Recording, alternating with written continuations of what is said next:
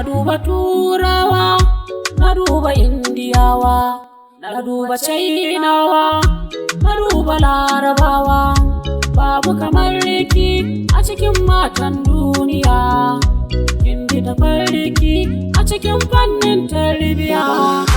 Ya kyakkyawa ni ke ganyi wa magiya, ya kwananki gani da sanyin safiya.